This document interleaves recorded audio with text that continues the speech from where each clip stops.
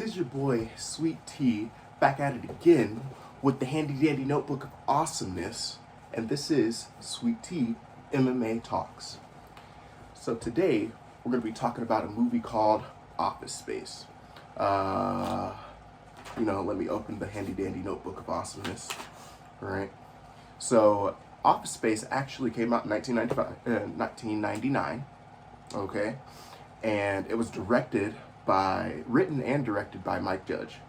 Okay, and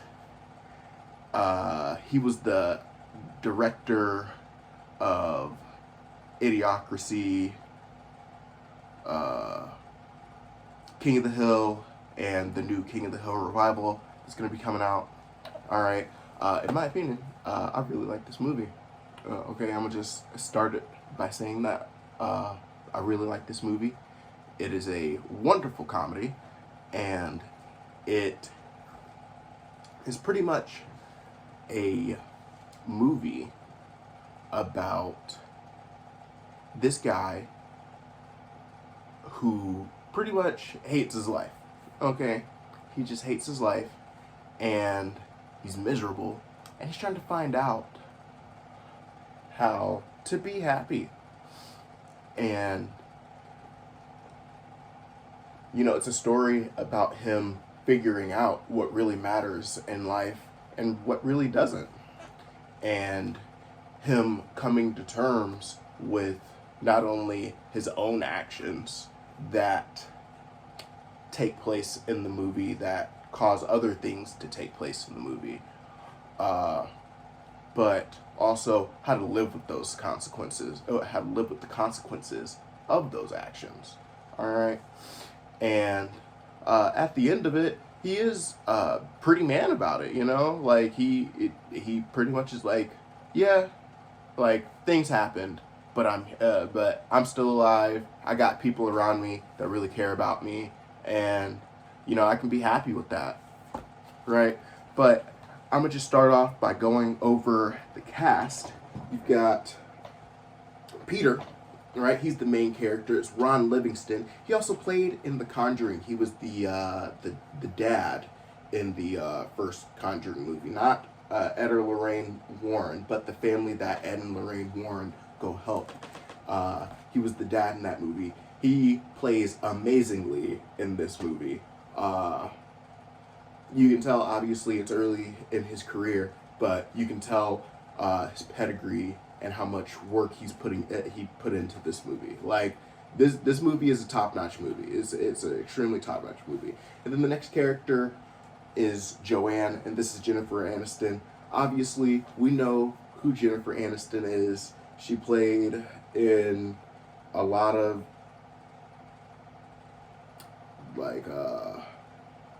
comedies. Really, she pretty much plays the same character, and she's played in a lot of comedies or dramedies, whatever you want to call them. My favorite one is Just Go With It, and then also everybody knows her from Friends. All right. Now we've got Michael Bolton, not the singer. All right. And that's played on the entire movie. Okay, it is played on the entire movie, and this guy is David Herman, and he also plays in Idiocracy and Bob's Burgers occasionally. And then you've got Samir, and I hope I'm not butchering his name, right? His actual name in real life is Ajay Naidu. Is Naidu, and he also was in Bad Santa, and he was the Hindustani troublemaker in Bad Santa. Also another top-notch movie.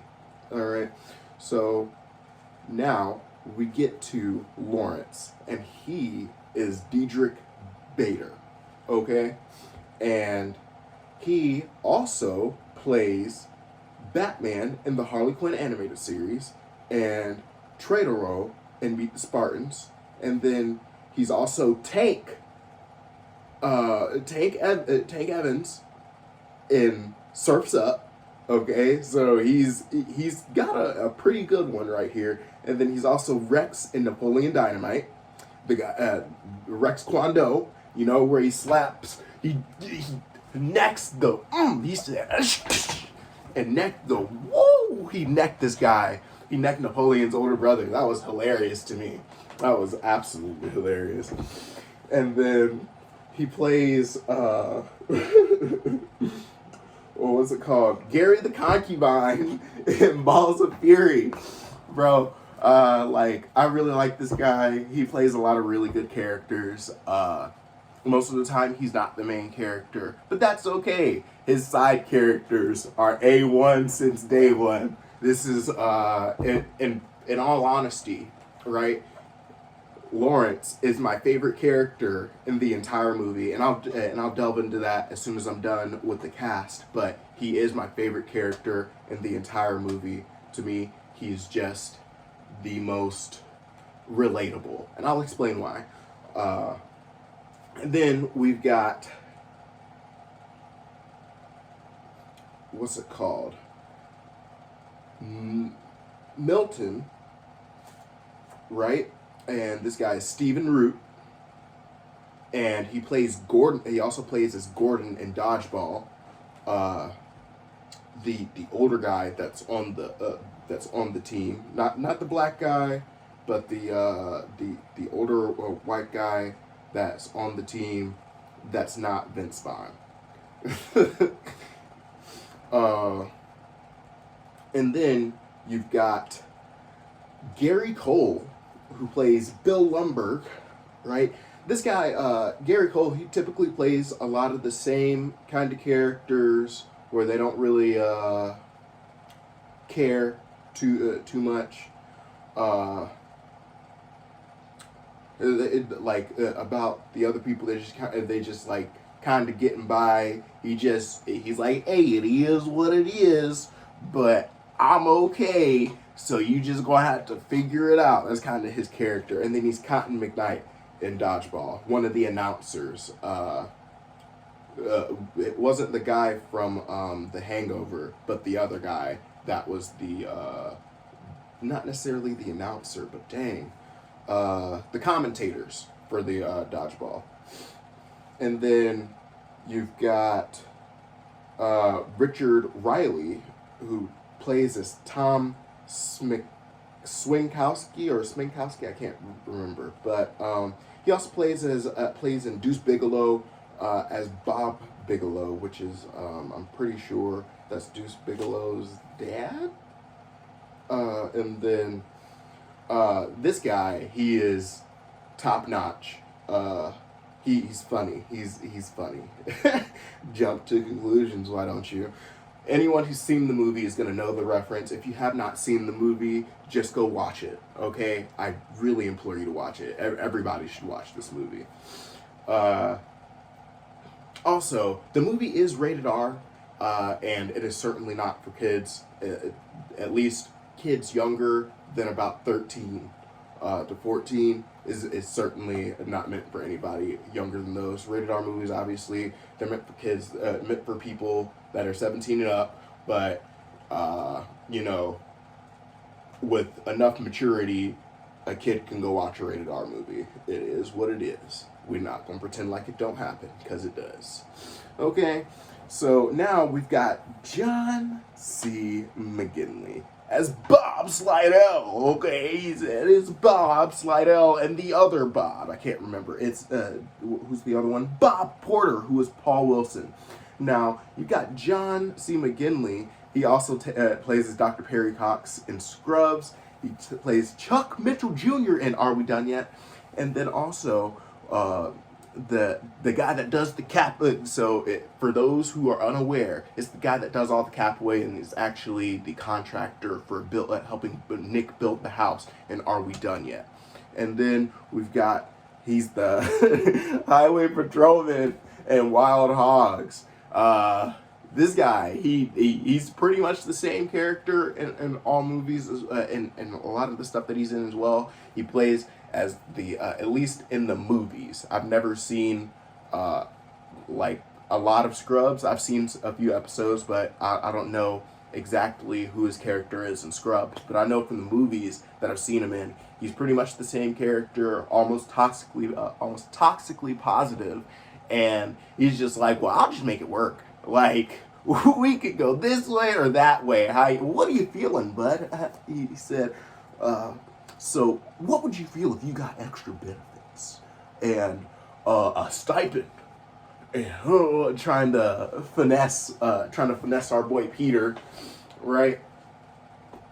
And then you've got obviously Paul Wilson as Bob Porter. He plays as Paul Krapintz in Cheers, the show where the song sometimes you wanna go where everybody knows your name, bum bum bum, and they're always glad you came. Which, it's an amazing show, and the song itself is awesome, right?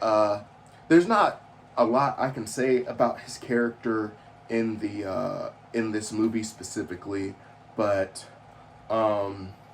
yeah, it just helps with the movie. It's an entire, like, this movie is a whole trip, if I do say so myself. All right, it is an entire trip. And then you've got Jennifer Jane Emerson, and the only reason I mention her, because she's the female simp, right, is because her quote, right, and I believe this is in the trailer for the movie as well. Looks like somebody's got a case of the Mondays. If somebody said that to me, I probably would cuss them out. I'm not even going. I like like today is a Monday, and if I go out, right, and I have a bad day, and I come home, or not even come home, I go to the store, and I'm just like, yeah, I'm just having a rough day, talking to somebody random, and they're like, you just got a case of the Mondays. I'd be like, dude, if you don't get out my face, I really might say something. Like, WWJD, what would Jesus do? He obviously probably wouldn't cuss them out, but I would. I ain't gonna pretend like I ain't gonna pretend like I'm Jesus, boy, cause I'll let a man know. I'll let a man know. Anyway, we're gonna move over into my actual thoughts on the movie. That was the last character she was the last character I'm going to mention, because it is like there are a whole lot of characters in the movie, but these are the ones that actually make a stamp to me. And actually, really, the guy that's actually so borderline. Also, we have the main character Peter, but also borderline the secondary main character, right? The hidden main character of the movie is actually Milton, who is Stephen Root, and you will understand when you watch it. I really feel like this movie is a real life, not necessarily a real life representation, but a movie representation of reaping what you sow, just in life in general, and the energy that you're putting out there. Everybody receives some sort of karma or get back for the actions that they've committed in the movie. Like, so if they put out bad energy in the movie, they got back the bad energy. And if they put out the good energy in the movie, they got back all that good energy. And so on and so forth. Ooh, excuse me. That one hurt a little bit. So we're talking about this movie, right? Now I'll get into why Lawrence is my favorite character. Because he is the people's champ, okay? And what I mean by this is he is the most relatable character to me, because he is so honest. Like, he's not trying to hurt anybody's feelings with his honesty, but he really does care about the people around him. So him being honest is his version of caring. And he was just like, hey, dude, like, I just remember, this is like a minor spoiler, but not a story spoiler. He's just like, hey, dude, turn to channel 6. The tits on channel 6 are legit. And the dude, Peter, is like, bro, I'm not even worried about this right now. What are you on? Right? And a part of the reason why Peter, like, this is, and I'm gonna say this is the only spoiler. I would like to say this is the only spoiler I'll give for the movie, right? And the reason I focus so much on the spoilers is because the last time I did a video, pretty much I spoiled the entire movie, and I didn't realize it because I was just so excited about doing the video. But you know, it is what it is, and you live and you learn. Yeah, but pretty much, Lawrence is like, "Hey, where's your girl, Peter? Where's your girl?" And initially, the woman that he's dating at the beginning of the movie, you find out pretty much within the first 20 minutes, 15, 20 minutes, that she's cheating on him. And Lawrence is like picking up on it, but Peter just don't want to accept it. And he's like, "Look, bro, I think your lady might be cheating. Just, you know, like, just because she's not around, she just kind of seems really seedy. Like, you know, it just is what it is." But this is what I think.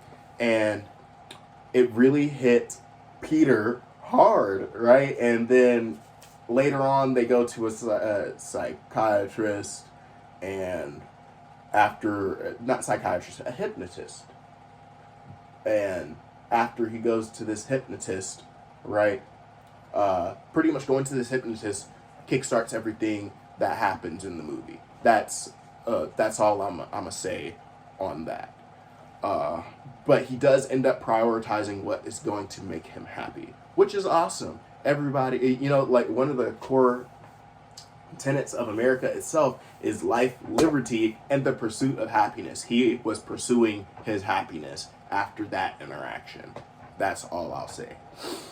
Now, we'll start going to this. Now, IMDb says that this movie is rated a 7.6 out of 10. I say it's a 9 out of 10 because of its cast. The cast was perfect for the movie itself. Yes, some things were a little over embellished, but the things that were embellished, like Milton slipping through the cracks, so to speak, and you'll know what I mean by that statement when you watch the movie, if you have not watched the movie yet. Because when I watched this movie a few weeks back, it was my first time watching the movie as well. So I had a blast watching it personally, right? So Milton slipping through the cracks, so to speak, wouldn't happen typically, or at least you hope. But since it's a movie, it works. Most of the jokes used in the movie don't require long setups, but they hit because everything is so relatable, right? Woo. Whew. Gotta breathe for a second. Just getting over COVID. It was rough. I don't wish that upon anybody, not even my worst enemy, right? It sucks. That's all I'm gonna say. But today is the day after my last day / negative COVID test. So I am doing much better. Now, back to it. As I said, the jokes are very relatable, and most of them don't require long setups. All of the long setups hit extremely hard, right? Because there's different kinds of jokes, right? You know, there's jokes that the punchline does not come until like a few minutes of talking, essentially, and those are your long setups. And pretty much all of them hit. My favorite, right? And this one, right? My favorite is the one with the fax machine. The beef with this fax machine is real. I would have beef with this fax machine if I worked in their office. That's all I'm going to say. It was extremely real, and Samir and Michael Bolton, right? They had the biggest issues with this fax machine. And all I'm going to say is that it reaped what it sowed. That's all I'm going to say. Anyway, now, there were, there were 3 or 4 really long setup jokes that were done in the movie, and all of them hit spectacularly when they hit, because timing is everything when you're doing jokes. Okay, and not even just jokes, but talking and trying to convey messages. Timing, as well as the circumstances of what you're talking about, really matter when you're trying to convey any message that you're trying to convey. And every message that was conveyed in the movie was received. Like, there's no way you're gonna miss any of these. Like, no way you're gonna miss these jokes. They're in your face, and it's an extremely funny movie. It's not a low-key funny movie. It's a hype train funny movie, in my opinion.